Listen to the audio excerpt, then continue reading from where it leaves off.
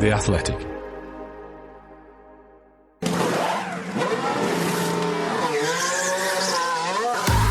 The Race F1 Tech Show, brought to you by Aramco.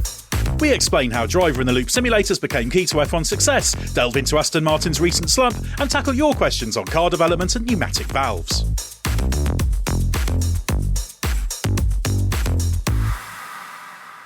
Welcome to another episode of the Race F1 Tech Show, brought to you by Aramco. We're in the midst of the August break right now, but there's plenty of tech chat to bring even when F1 is on hiatus. I'm Edd Straw and I'm joined by the star of the show, Gary Anderson, who has amassed vast experience in more than half a century of motorsport, not just in F1, but in myriad other categories. Where do you stand on all this F1 shutdown business, Gary? It's necessary if the teams can't control themselves and allow people to have a bit of a summer break because of all the kids off on holiday and one thing and another, then something has to be done about it. I think it's reasonably good. It's obviously very, very difficult to police as to how you shut down somebody's mind that might think about stuff during that summer break. I always found that whenever I was involved, your mind never cleared. It was 7 days a week, 24 hours a day, to be honest. You're always thinking about the next step. So that's the thing that, you've got to discipline yourself, and each team has got to discipline themselves to say, look, we are shutting down or we are having a break. Otherwise, it's a bit of a false dawn. And I think the teams do now respect it reasonably well. They've grown big enough to actually sort of encompass it a bit and allow certain members of the staff to have proper holidays. So yeah, it's the right thing. Something had to be done because it was just more races, more and more time away, all that sort of stuff. So this at least gives that break where everybody can have a bit of a breather. Yeah, it's 2 weeks they have to shut down for. And there is a short shutdown in December as well, which is proved a little bit controversial because you've got to be careful of how much of people's holiday time you do limit, particularly for people with families. And obviously, most of the F1 team don't actually go to the races. They're based at the factory. But anyway, I think, the shutdown in general is a good thing. And as always, Gary, we'll start off with a free choice of topic for you. So what's on your mind from the world of F1 tech? Well, as the change... Aston Martin's performance, I suppose you might call it, leading up to the summer break relative to McLaren's performance leading up to the summer break. And, we do hear from Aston Martin that they're not, I think they say they're not quite sure why they're not as performant as they were. Now, it is all relative. You're only as competitive as the guy at the front, and your offset should always be taken to whoever's fastest. Because that's really and truthfully, your measure. That's your yardstick. So yes, I do agree with Aston. They haven't lost as much as it looks like, as far as actual out-and-out performance is concerned, but they have lost. Whereas McLaren have gained relative to the guy that's fastest at each weekend. So they have improved themselves, and that's what they should look at. Not necessarily your grid position, because that can go up and down like a yo-yo, depending upon what the circuit, all sorts of stuff. But it's your percentage loss that really and truthfully you need to look at carefully. And if that's getting bigger, you're going backwards. Somebody else is out developing you. In this case, obviously, the season's been dominated by Red Bull, so that's your measure. Check yourself against them. They have brought developments to the track. If you're not keeping up with that, that's not their fault. It's your fault. And as I say, McLaren have shut that down a bit, so they've definitely got better, and Aston Martin have opened up a bit. So you need to make sure that you're realistic and honest with yourself about these developments, because it's so easy to put something on the car that changes the characteristics of the car, and you sort of lose the balance, you lose the good part.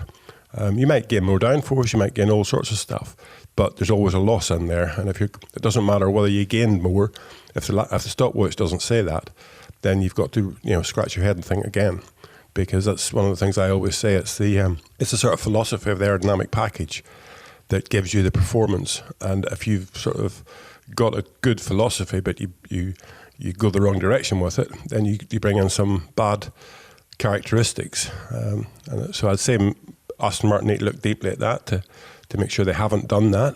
And again, on McLaren's side, they need to look deeply at what they've done, because then they can keep on moving forward with it. That's the important thing. learn by what you've done to go worse, but also learn by what you've done to go better.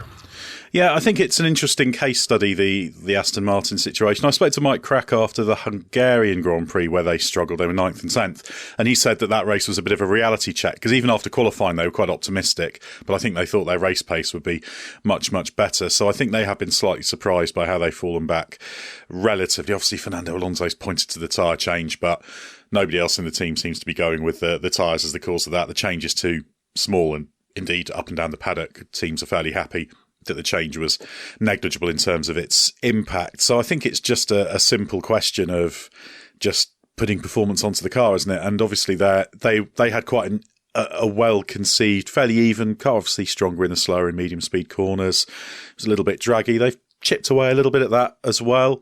But I think it's also that other teams maybe had a bit more room for improvement as well with some bigger problems. So that also plays a part in it, doesn't it? And it could be that they'll bring some more upgrades because they say they've got lots more still to come and they take a bigger step forward. Because the last really major upgrade for them was Canada, because even the floor upgrade in before the break was sort of tidying up that Canada floor change. Yeah, I mean, if we do look, you just did mention there about finishing 8th and 9th or whatever it was in Hungary. I mean, that's position. So again, I push pretty hard for percentage because, you know, taking the tyres as an example, if Pirelli were to bring a completely different tyre, it's still only relative to the guy at the front. You know, if Red Bull lost, you know, went down to the midfield with it, then you'd say Red Bull have got a problem with that new tyre.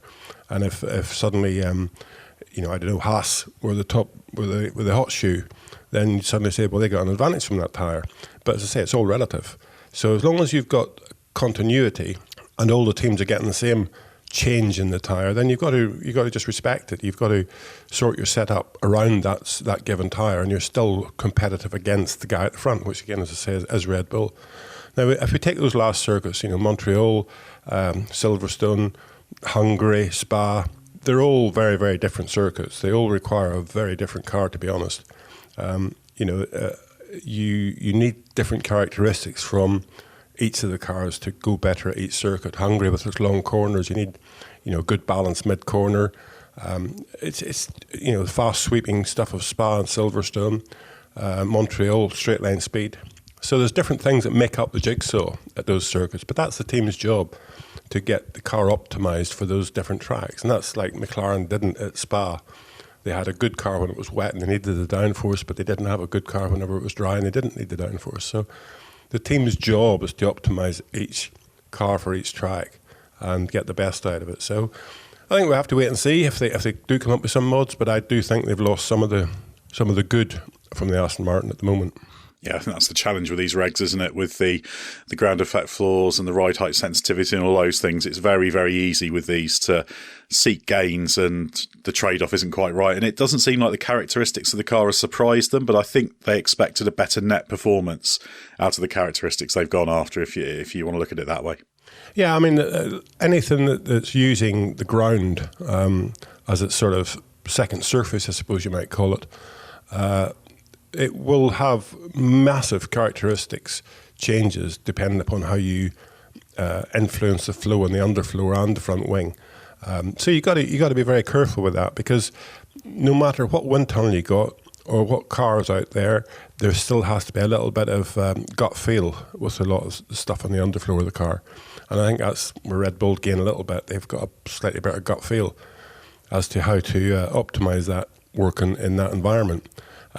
So it's, as I say, it's very easy to make mistakes in your development direction, and the wind tunnel or even CFD relative to the ground not predict it, because it becomes a very, very complicated scenario. If you get a characteristic change, let's say in the wind tunnel, coming from the underfloor, again on the track with the car moving, transient movement, you can multiply those characteristic changes by 10. And, you know, as you see them in the wind tunnel, you might say, oh, that's okay, it's not too much. But they will be greater when it comes to the track for sure. So you've got to be a little bit careful that you're not developing yourself down this blind alley that you can't actually predict. And we've seen teams doing that quite a lot. So it's about discipline and not just chasing that one thing. More downforce, please, thank you. And we'll go faster. It doesn't work like that whenever you've got a ground effect car. One other thing I wanted to ask you about before we move on to the rest of our podcast is you did do something a little bit different this weekend just gone that's well worth asking about. You paid a visit to Silverstone for MotoGP. Yeah, I did. It was interesting. My nephew and his son is very, very interested in motorbikes. Well, all my Irish family's all very interested in motorbikes. So we always try and take a trip up to the BRDC. Luckily enough, I'm a member of the BRDC, which have a great facility there, and watch the MotoGP races. MotoGP, Moto3, Moto2, fantastic, all very good. Also looking closely at the bikes, I went down the pit lane and had a good look around the Aprilia, which was very good because the guy running the team there, Massimo, he was ex-Ferrari. So I get to know him quite well. So have an Aprilia coffee and I look around the bikes, and aerodynamically they're into a new dimension. Because, we think about motor racing and, all the aerodynamic forces, the ground effect, it's all two-dimensional. It gives you downforce or it gives you drag. Whereas on the motorbikes, the MotoGP especially, it's three-dimensional. The bike's, cranked over at 40 degrees from the ground whenever you really need confidence in the bike, and then it's upright and you're putting maximum power on it, so you need to keep the front down. And whenever you're braking, you need to keep the back stable. So it's just such a three-dimensional aerodynamic package, and it's interesting to see the different directions people are taking on it. And you need to look at it long and hard before you get a gut feel as to what's going on. But it's a whole different kettle of fish to what aerodynamics are sort of on a Formula One car. So interesting to see that, and interesting to see the fact that they have gone to so much small detail on the aerodynamics to just improve just that little bit. It's very good weekend. Really enjoyed it. Great racing, and we'll be back again next year. Yeah, it's always a great event, Silverstone MotoGP. I went there, a few years ago now. It's probably 2016, 2017 now, some time ago. But yeah, really, really enjoyable. And although I'm not somebody who's sort of a fan of bikes in the same way, I appreciate bike racing, but it's not quite in the blood in the same way. But I think anybody can enjoy a bit of MotoGP, so well worth going along there.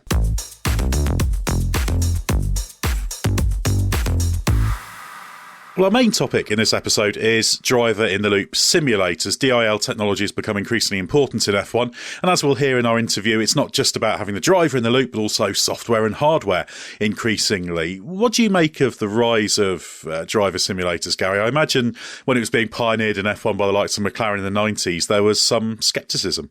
Yeah, there was really. I suppose it was, it was seen then as the big boys found no way to spend their budget, which probably was quite true. Obviously aeroplanes, for example, have had simulation for a long, long time. And it's been one of those sort of situations where that was then sort of Formula One woke up to it and sort of thought, well, we can adapt this. And, simulation in an aircraft, again, started fairly primitive, I suppose. It was all about getting pilots to practice landings. Takeoff and landing was the main thing, I suppose. And then it sort of developed a little bit where the airplane companies could start to change the characteristics of the plane for all of that. And Formula One's the same. It started off as a fairly basic tool that you could actually sort of learn the tracks. Some of the tracks were, GPS surveyed or normal surveyed even. So they weren't that representative, but they told you whether they went left or right. They told you where the big curbs were. So it started like that, and then the teams found out they could actually try the different characteristics of the car and see if it went faster or slower. But with any of these things, it's only as good as the data you feed into it and how that data is interpreted. It's very difficult to just really, really have 100% confidence in it. And again, it's not always your race drivers that actually are good at driving the driver in the loop simulators. Sometimes they don't get excited about it too much. Wrongly so, but it is a discipline in its own right. So most of the teams do have somebody as a resident driver in the loop simulator driver that they know his characteristics, the way he drives the car. So you got to be very careful that you don't end up going down a different alley from what your race drivers really want. Your drivers have got to be able to communicate about the characteristics of the car and try to make it sort of acceptable for all. But the big problem for me with them, and still is with them, that it's only as good as the data you feed in. So the data all starts somewhere. It starts with the Pajeca files for the tyres. It ends up with all the aerodynamic profiles for all the different ride heights, all the characteristics of the car in a transient condition when you're applying the steering, the yaw, the roll rate. All of that has to be fed into there correctly. And if it isn't fed into there correctly, the end result is wrong. So you need, at the start you need all the good facts, and then at the end you might get something out of it. But I wouldn't, 100% rely on it taking you to a racetrack and doing putting you in pole position. We see a lot of reaction, especially Mercedes this year, where they think that they gain a lot from getting the data on a Friday. And Mick Schumacher does a lot of their simulation driving overnight type thing before the Saturday event. And they improve themselves for the Saturday. So, you're taking real data at that point in time on the track, and then you're trying to improve that real data, which is a different way of doing it from taking development direction from a wind tunnel. So I suppose as an extra practice session on a Friday night for a Saturday or Saturday, Sunday you can't do it anymore because you can't change the setup of the car. But from Friday night to Saturday, it's a good tool then to give you some extra practice time and try some different setups. That's when you should try your way out wacky setups, I suppose you might call it, as opposed to your dot the I's and cross the T's, which is what you tend to do once you're at the racetrack. Yeah, and it is obviously part of a suite of all the simulation tools they've got. You have the driver and loop simulator, and there's multitude of other things. Ultimately, no simulation is precise. They're all models, aren't they? Approximations, but collectively you want them to work, because cars, even before they run, not only before they run in pre-season testing, not only do they do a lot of miles in the DIL simulator, but also they'll have run on dynamic rigs, which will absolutely work the cars like they're on the track. And these will often have, for the top teams, engines integrated and all sorts. So it's astonishing that you can effectively run your car a huge amount using the sum of all of these simulation tools. Yeah, it is. The suite of simulation tools that a top team would have now is horrendous, and that was it was like banning testing during the season was all done to save money. I'm not really sure at the end of the day that it has saved money. It could have been testing at the track could have been organised in such a way that it was scheduled for a couple of days after each event, as they do now with the Pirelli tests, 3 or 4 different races. That could have been organised so the team that's there could do some testing, track testing, which would have been good for the public and the spectators and the viewers and all sorts of stuff. But at the minute, it's all done in a darkened room as such. Is that good? I'm not sure. I would have gone the other route and tried to have made it all happen on the track. And I think it would have meant, if it did all happen on the track, the teams that struggle with actually accurate simulation would have done better, because the track doesn't tell lies. The stopwatch doesn't tell lies. If you're at the track and you're trying stuff and it goes faster, it goes slower. There's no real in between. Whereas in a simulation rig, it can lead you up the garden path very, very quickly. Not because it's wrong, it's just because your data isn't as good as it needs to be for that simulation rig to give you the best results. Well, it is a fascinating area, coming back to the driver in the loop simulators, because they are now such integral parts of teams, and it's great. In our interview shortly we'll hear all the ways that it's being used, and integrating your software and hardware and that kind of thing, and becoming increasingly essential. And teams have been investing heavily in simulators. Ferrari recently had a brand new one. McLaren's got one coming. These are basically the next generation simulators. So it's a huge thing. How about the effect on drivers themselves from these simulators? As you said, this was almost the original mission statement of these before it became much more broad. Yeah, I don't think all the drivers really buy into the fact that they need to spend a lot of time on the simulator. Even some people even drive it and it makes them sick. The driver in the loop simulator is a very different beast from what we call sort of the home sim. And I'd look at the home sim as being a very useful tool. I was very sceptical about it a long time ago because I thought, well, driving a racing car, it's all about getting the feel. It's all about getting the feel from the car, the acceleration, the cornering forces, all that stuff, the steering load. Some of that now even in the home sims is there. The steering load, for example, is easy enough to simulate. So I look at that and I think, how come Max Verstappen spends so much time actually racing on his home sim, not playing on his home sim, but racing on his home sim competitively.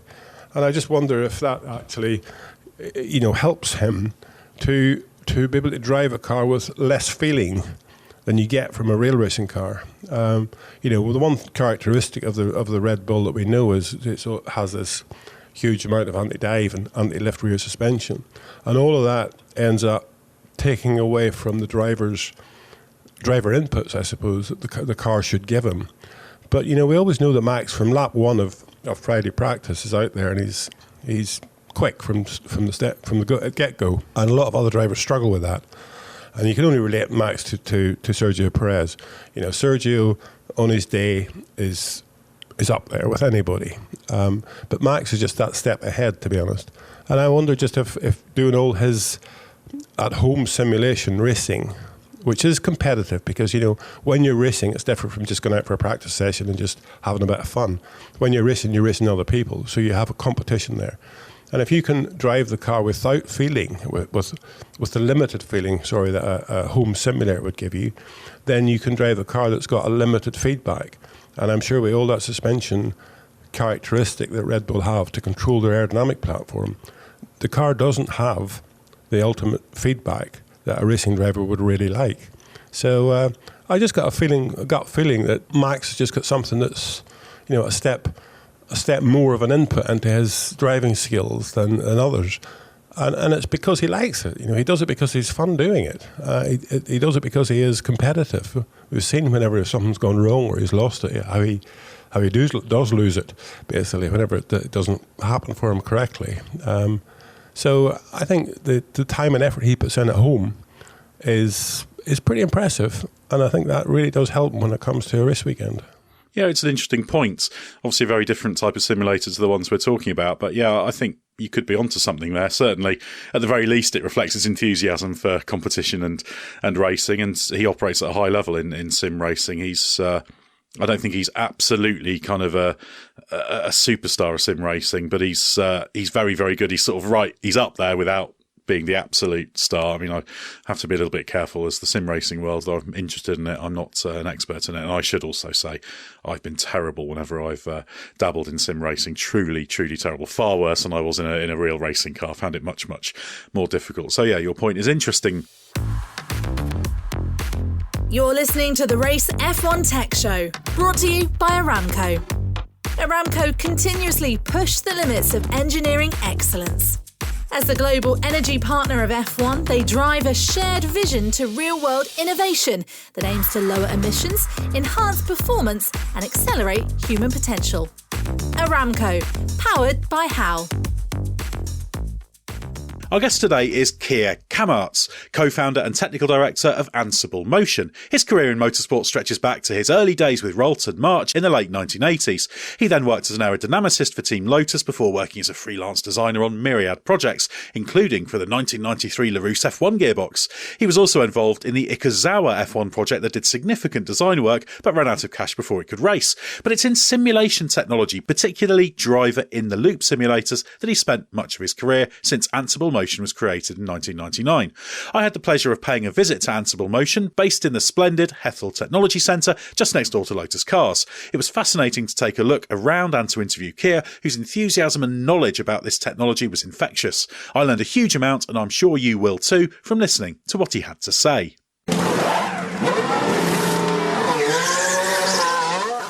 Well, I'm delighted to be joined by Kia Cammaerts of Ansible Motion. Perhaps, Kia, you can tell us a little bit about who you are and your background, and then a little bit about your company.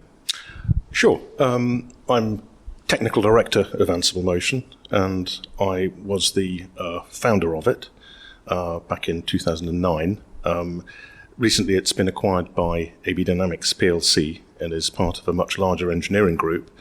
But at the onset, there were two of us and a dog So we have grown perhaps to around a head count of about 50 people now over the 14 years that we've been running. And we've gone from an idea of what could be done to actually being at the forefront of what is being done. Since our first machine, there's been steady development on every front on our driving simulation technology and our ability to simulate vehicles, and in the number of people that are using this and in the type of people that are using it. And in the early days, we had very brave early adopters who were highly risk tolerant and very willing to invest in what was quite risky technology, what might not have actually worked or might have been disappointing, and willing to invest the time to develop the techniques and invest in the hardware and the companies producing it, which was an absolute key part of our evolution, was our early customers. Over time, the idea of buying something that might not work has become not so high a risk, because we can prove our technology works. In the racing case, driving simulation is now a key part of the daily activities, almost to the point where if your driving simulator broke, you'd hardly turn up at the track. If we break the motorsport use cases down into two main strands, there is evaluating and characterizing the vehicle you've got, and there's developing the vehicle you haven't got. So next year's car, absolutely essential, and that was the early use case for driving simulation, was predicting the performance of a car you couldn't possibly have, even if you had infinite funds and even if you were allowed to do it. You just didn't have the capability to cut metal and make composite components and build a car.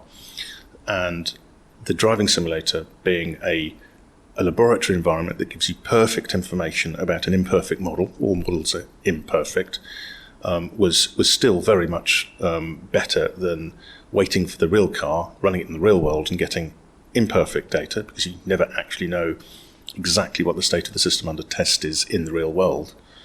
But it is the real world, so the model is not a model, it's actually what you've got. So you've got imperfect data of a perfect system, or the converse. But that became the limitations of that perfect data of an imperfect model became understood, and these techniques were baked into how race teams started to characterize their cars for the next race. So a race engineer will not, in a senior category, go to a race without a handbook built from driving simulation, looking at sensitivity curves, front wing angles, slot gap changes, strategy changes on the software side, reaction plans for different weather conditions, for different race conditions, and so forth. So now, instead of just looking at the mechanical stuff and the electrical stuff and the powertrain stuff, you've also got to look at the software. So as well as having human in the loop, we now have software in the loop, where the system under test may not be the actual vehicle, it may be the code written to control one of the ECUs in the vehicle that is controlling the vehicle.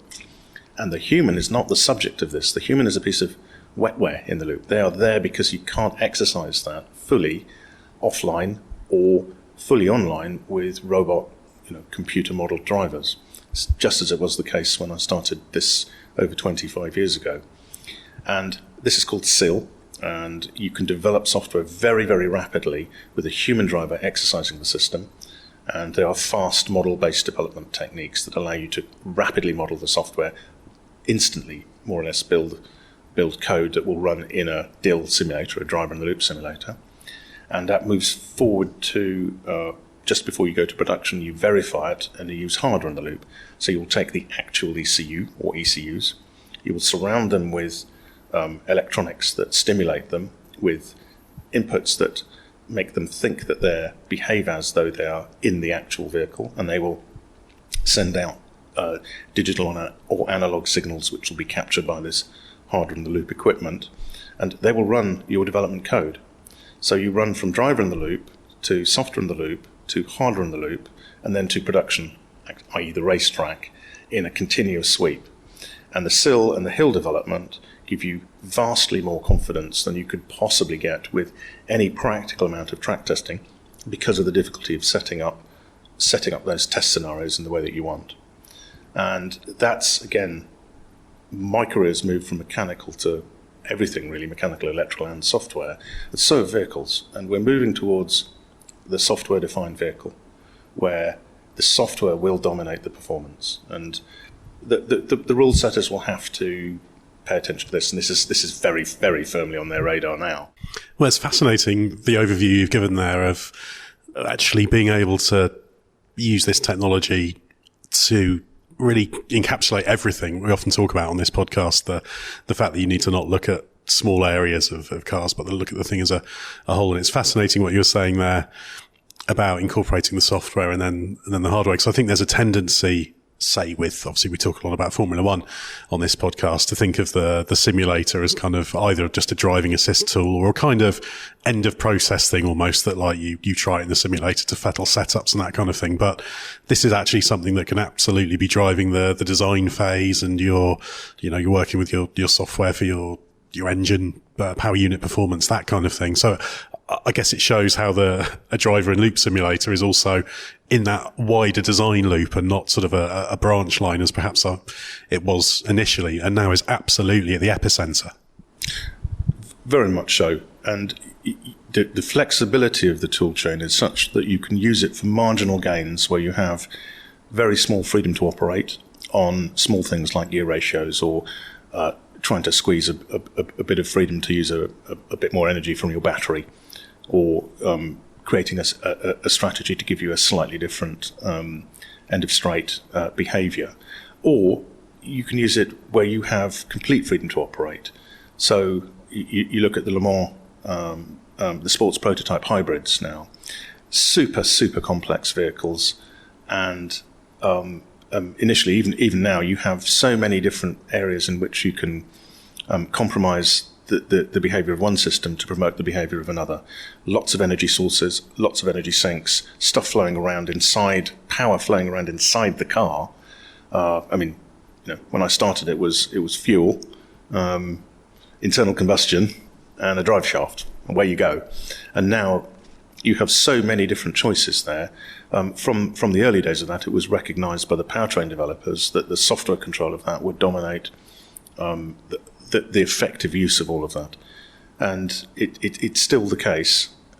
With driver in the loop, you get early insight into large changes in one area with benefits to one, compromises to another. How else could you do it? There's offline analysis. You sit and write a model and draw some comparison curves.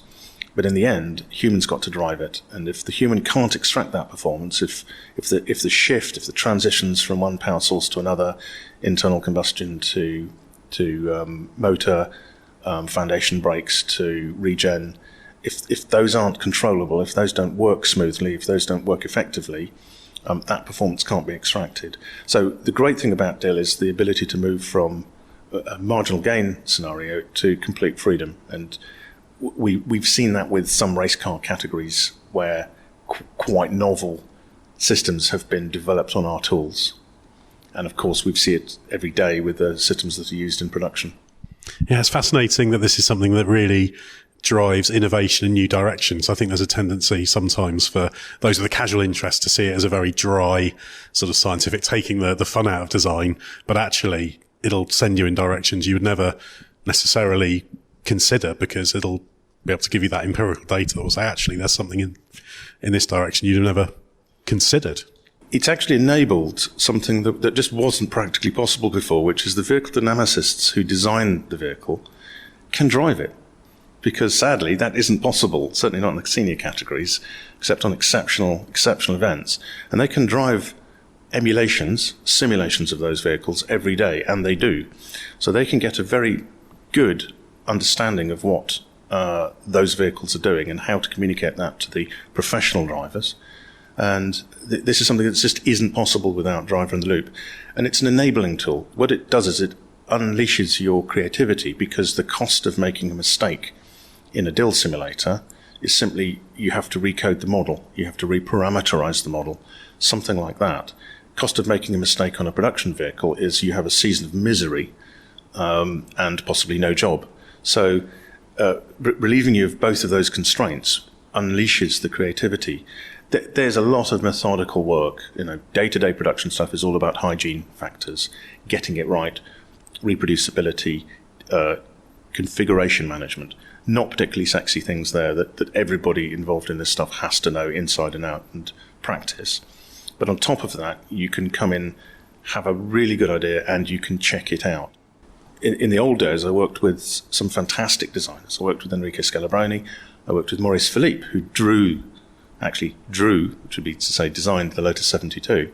And if he wanted to test something, he told stories of having aerodynamic testing at Silverstone with a driver clutching a water-filled U-tube manometer, getting to the end of the straight and closing all of the tubes off with a lever to try to capture the state of pressure across a wing.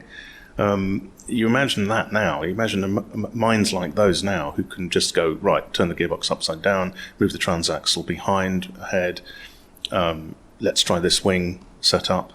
It's an enabling technology. It doesn't reduce, it increases freedom and I think creativity. In terms of the science of where the human element is, obviously you talked a little bit about the giving the right feedback to the driver, what they're feeling. Obviously, as you say, all models are imperfect and they're reacting to that model. How close is it and how much more is there to gain in that? Because you are effectively having to almost hack the driver's brain, aren't you? So they can feel the tyre. So all these things that are real physical feedback have to then be simulated, because that'll be absolutely at the key of what a driver can say tolerate in terms of the characteristics of the car. How good is that now? Are we very much into marginal gains now, or is it something that's still being learned about constantly and you're having to, follow almost the scientific literature to be aware of when things are coming on the horizon because new things have been learned to apply to this? Things are coming along. It's now a steady production tool chain, and there is an industry producing tools around simulation. That there are things in the pipeline that are pretty interesting, but it's mostly chipping away at it. That there are lots of areas we haven't really explored, and I think there are some great gains to be found in specific niche areas. We can look at the human sensory perception range is from loading, which can be steady state, seatbelts pulling on you, quasi-steady state because nothing's steady state for very long in a race car. The more vibration field, the more vibration-dominated area of haptics, the audio tool chain, and we've done some significant work improving queuing for the audio side, the visual inputs, and we typically work with RF Pro, which produces beautiful hand-rendered representations of geo-specific locations. Interesting for road car, you typically want non-geo-specific locations because you want to have odd arrangements of junctions and traffic lights and things. With racing, it's exactly the opposite. You want that track and you want every single bump on it to be LiDAR scanned to perfection. It makes Formula E interesting when the track's only declared. Sometimes it feels hours before you're racing on it. But tools like RF Pro are currently now limited by the hardware we can buy, not by the software. The software's there, but it just can't render the pixel, the pixels quickly enough. So we have 240 hertz 4K projectors, but you cannot buy GPUs that can render those at the full limit of the software. So we're definitely still benefiting year by year by silicon changes, and will continue to do that. And there's an argument that more than 240 hertz will be of benefit, maybe not much above 500 hertz, but roll on, let's see. Vehicle physics is pretty good, actually. The question again is how many degrees of freedom do you want in your chassis? So you can now run 80 to 90 degrees of freedom in real time in a chassis vehicle, but you can have a model easily with 300 or 400. You can actually have 30 or 40,000 if you really want it, but that's starting to get into finite element analysis. But there will be gains in vehicle modelling fidelity. There will be similar gains in tyre modelling fidelity due to hardware and advanced processing techniques. Tyres remain the weak link. The vehicle control problem is so much more difficult than other things like aircraft because of those 4 tyres, because of the redundancy of the contact patch interaction with the ground, and just the sheer complexity of the way forces are generated and built up. When you're trying to do something exactly, you need to just focus on those contact patches. It's all about a human controlling contact patch forces. And that, I think, I look forward to that never being solved, because it would become boring if it was solved. We can see further developments inside the vehicle, but the one I think is interesting is when the vehicle starts looking at you. And we're seeing a little bit of that with the biomeasurement field, which is coming right up. And at the most sophisticated end of simulation in motorsport, you don't just look at the lap time. You look at how the driver is operating the simulator, but you don't rely on subjective feedback. You instrument the driver. You look at galvanic skin response. You can do gaze estimation and look at where they're looking. You can look at the stochastic movement of their eye muscles, which is below conscious control, and it's something you can't lie about. You can look at their brain activity. You can start to investigate cognitive loading and comfort.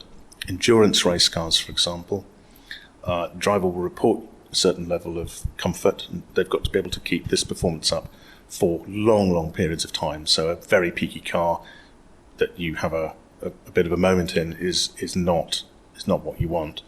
And is the driver's performance going to drop off with time? You can instrument the driver's brain, and with the application of at least 3 people with PhDs in life sciences and a huge supercomputer in the cloud and a week of analysis at the moment, you can detect fatigue that the driver doesn't realise they've got, and you can detect stress that the driver doesn't realise they've got. So the objective measurement of driver performance will give you more information than subjective measurement, which is absolutely fascinating for me. It is fascinating with everything you've said, the way this is driving motorsport innovation, automotive as well, and not just kind of a dry coal taking the fun out of it. And I guess that it's still, for someone in your position, it's still a fascinating challenge, and it's still the same thing working with these kinds of cars as it was 20, 30 years ago. It's just, what you're looking at. You've got a vastly larger array of tools to use and understanding to get better design outcomes. That's it. The early days, you just didn't know what you didn't know. Now I have a much better understanding of all the things I don't know. That's a very, very good way to explain knowledge, I think, because when the knowledge grows, you always realise there's far more gaps. But thank you very much, Kia. It's been absolutely fascinating to get an overview of the state of the technology and its evolution. Thank you very much, Ed.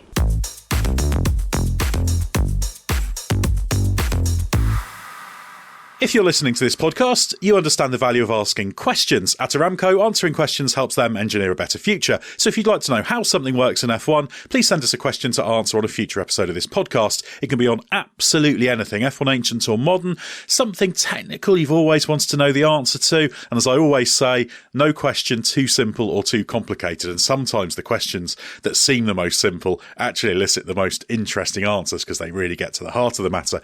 You can send a written question to podcasts@therace.com. That's podcasts@the-race.com. Or you can also record a voice note, which will clip into the show. But make sure if you do that, you let us know who you are in the audio recording. Our first question comes from Oluwa Damilola Gerard Labiran, who says, I really enjoy the podcast and Gary's insights into the world of F1. As a frustrated Mercedes fan, I'm very curious about why the W14 isn't gaining as much performance over the course of the season. To make matters worse, I've heard that the technical team isn't planning any more major upgrades this season. So I'm curious, given the unchanging regulation, what parts of the car require a team to focus on next season's car instead of developing the current one? Rear wings can be trimmed, new floors and bodywork can be brought throughout the season, so what makes improving the aerodynamic efficiency and downforce of the current car so difficult? Well, the sort of last point you make there, so what makes the improving of the aerodynamic efficiency and downforce of the current car so difficult? That's just one point. And I keep on saying it's not just about downforce, it's not just about efficiency, it's about the characteristics of the car. And that's the thing they really need to improve. Without doubt, the Red Bull has got driver acceptable characteristics. It gives the driver the feedback and it gives the driver the confidence to push the car to the limit. I think, Mercedes, to be honest, it's 18 months in from the start of 2022. They took about 6 months to get over the shock of not being a front-running team as such. And then once they did that, they started working on the car to try to improve it. But I think they've sort of got themselves boxed in a little bit with and I call it the concept. I suppose it's a cooling concept. It's how they got around the side impact structures for that zero side pod, as we called it, package. Now, if that had all worked, then nobody else would have had a hope in hell of getting there. It would have taken a lot of effort from all the other teams. So I suppose we could say, luckily for us as viewers, but not luckily for Mercedes, it didn't work. And they need to sort of bite the bullet and get on with finding out how they can build a car now that will, and it's wrong to say copy Red Bull, but the changes in their concept that they can do within the constraints they have with the chassis, gearbox, etc., have not been that beneficial. Yes, they've gained a little bit, but if you didn't do anything from the start of the season to the end of the season, you just get to know your car a little bit better, and you would get a better setup on it, and so you would gain a little bit. But at the end of the day, they need to bite the bullet and say, right, okay, where have we led ourselves down the garden path here? What are the characteristics that we need to achieve? I still think they struggle to actually know that, but maybe they can't achieve it with the concept they have, with that, especially with that side impact structure being integral to the top surface of the bodywork.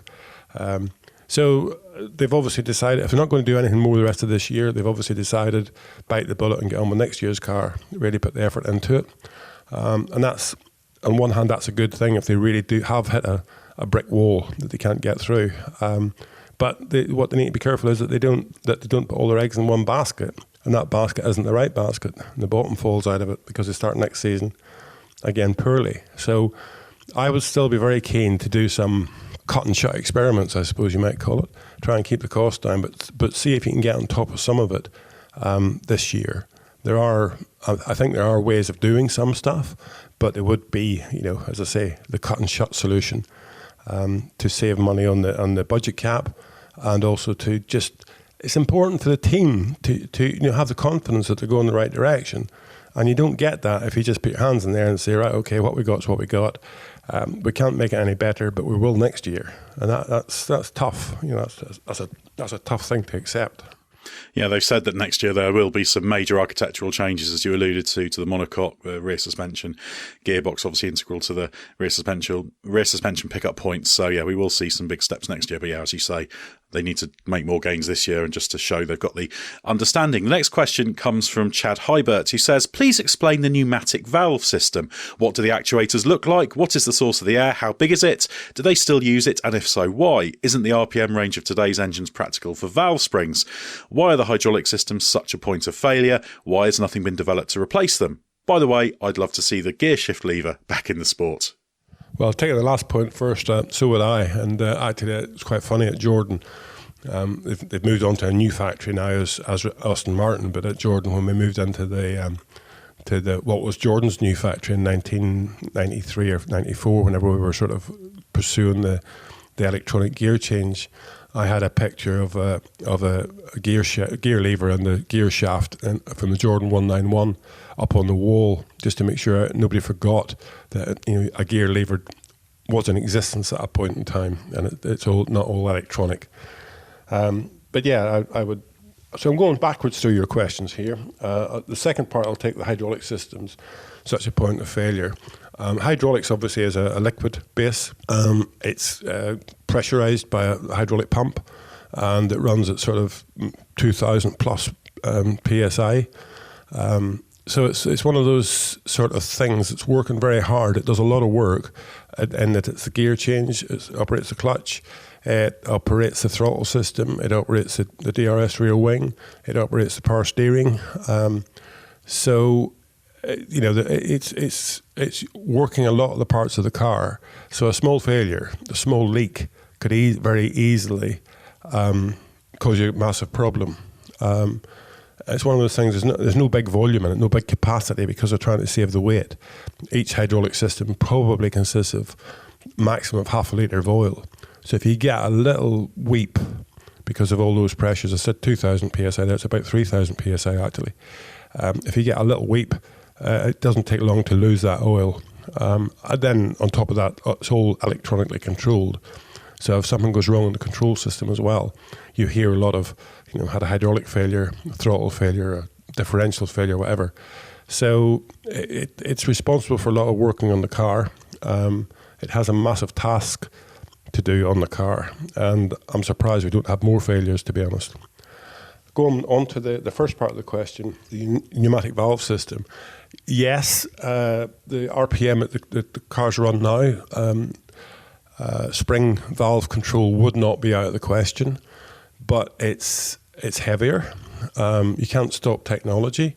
Once people learn about the air valve system, you're not going to go backwards and really put a spring in there. Spring control. It's not just about opening and shutting the valve. It's with the spring you can get this flutter where the valve doesn't actually shut. It sits there bouncing. Very small amount of bouncing, but it does sit there bouncing. And obviously the RPM affects that dramatically. But with the air valve system, it is just a little cylinder with a seal, a male-female cylinder as such wrapped around the valve, a bit like a small hydraulic ram, I suppose. And in that outer part of that cylinder, there's a journal in the head of the engine that will feed air pressure to it. And basically, they're all connected together. So when one valve gets compressed as such, it puts pressure on the other cylinder to shut it or to help shut it. But it does run at a certain pressure itself, and it has got a little compressor on the car and a cylinder. Some engine manufacturers might not have the compressor now, might just rely on the fact the system doesn't have any inherent leak. So it'll be a very small cylinder, and that's why you see sometimes, I think Norris at the beginning of this year had one where he had to come in and get the air valve system topped up. And that's just because the reservoir was leaking and the reservoir needed topping up. The leak wasn't huge, but the thing the engine will protect itself is that as the air valve system pressure would drop, then the engine RPM would drop, so you didn't end up with a catastrophic failure as such. In Peugeot days with Jordan, we had a lot of air valve system problems to begin with, and we found that it wasn't just the air leaking; it was actually oil in the heads was getting into the air valve system, and the cylinders were hydraulic because the thing just got full of oil. So it was a sort of a double problem, I suppose you might call it. But basically, it's a very neat and tidy little system. It all works very simply. It's very important that the sealing systems and all that are, consistent. They don't start leaking at any point in time. But it's just part of engineering. That's all it is. I think it is still better than conventional springs, just from the fact that it's lighter. The camshaft doesn't have so much work to do to open it as it does with a spring, because the pressure builds up in the air system as you compress it, whereas the spring's fairly linear. So, yeah, it's just technology. It's moved on.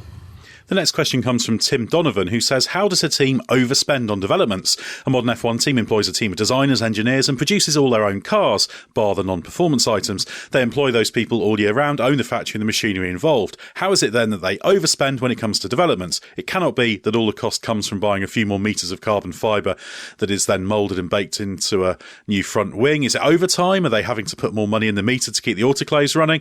When the Red Bull overspend was said to be effectively 400,000, this was said to be a considerable amount of a team's development budget. But if you already employ the people, own the machinery and have the materials, how can it cost more? Good question there, Gary. I'm sure you never overspent on your technical budget in your times and got a telling off from the accounts people. Well, we never had a development budget, I suppose, so I was always getting told off. Your question's quite right.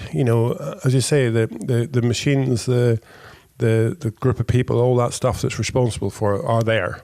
So if they're not doing anything, they're still getting paid, and your car isn't going forward. So it's one of those things you've got to sort of make sure that you don't sort of fall into the temptation of doing more. If you've got a team that's going racing, they'll have at least 4 underfloor assemblies, They'll have, at least 4 front wing assemblies, maybe even more. So spares-wise, you've got to have all this stuff there. So if something gets damaged, you've got to replace it. And then somebody comes, click, oh, look, I found 2% more downforce. We need this underfloor. And that's when it really becomes a problem, because you have to make that decision. Can we spend the money on it?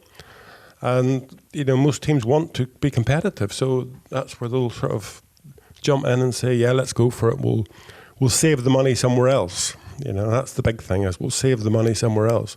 That's saving somewhere else. You need to be really disciplined to find it. So it's a temptation of going faster, and the promise of we'll save the money somewhere else. Or we'll only have 2 of those underfloors, But then somebody crashes one and you've got to put an old spec on it, so you've got to go to the back of the grid. You can't do that sort of stuff. So it's the temptation to go better. It's the promises of saving the money somewhere else, and the fact that you want to be able to run a race weekend without any big dramas. It sucks you in, I think, I suppose, the best way to do it. It's like anything, if you're really disciplined, you only spend the money you got in your pocket. But at some point in time, you see someone that you sort of would like or need. There's a difference. If you really would like it, or if you really need it, there's 2 different things. But sometimes you have to save up that money. It's in your pocket a little while before you buy it. And Formula 1 teams aren't very good at that, because there's just so much money involved.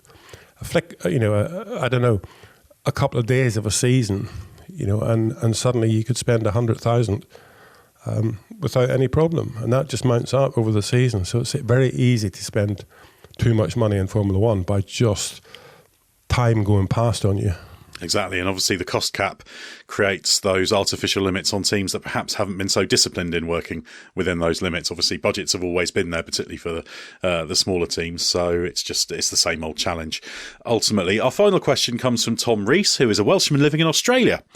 With the cars acting as a vacuum cleaner, as Gary mentioned on the podcast, would it be possible to bolt a plate to the base of the cars as a temporary measure to remove the ground effect vortices completely in the wet? The cars are travelling at a much reduced speed, meaning the benefit associated is reduced. Or would this cause too much of a loss in downforce to the cars, resulting in instabilities? Would the above make any tangible difference to the spray? So effectively, for the wet weather package, this is the idea of a bolt-on flat floor.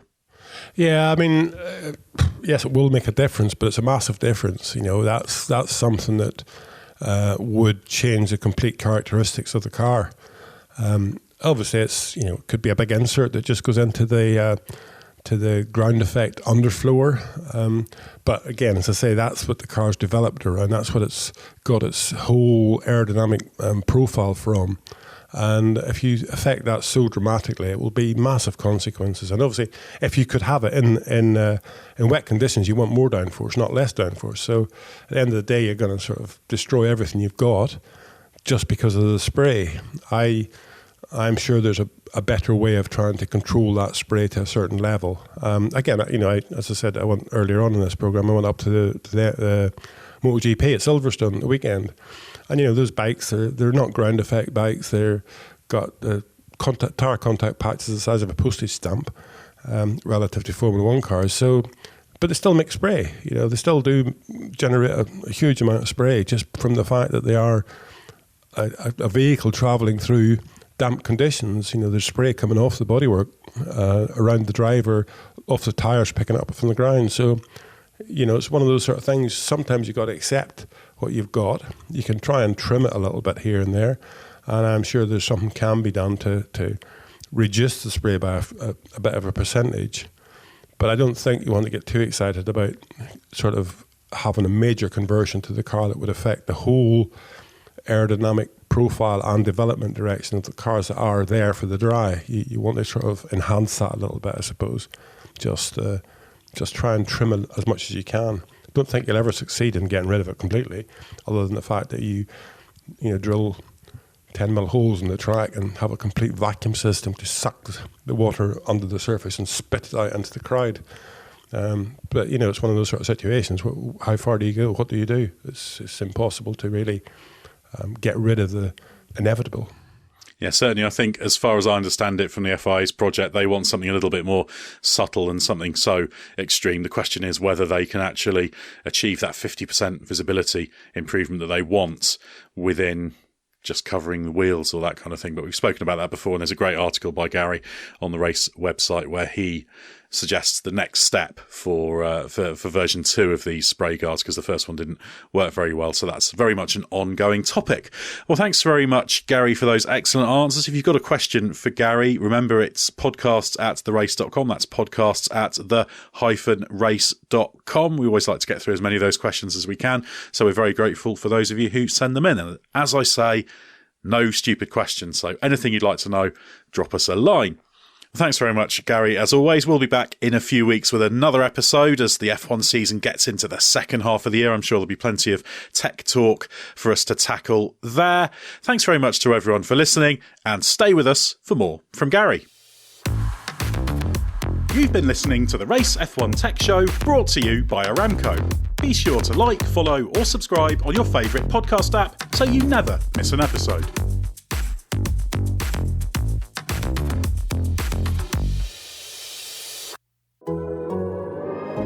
The Athletic.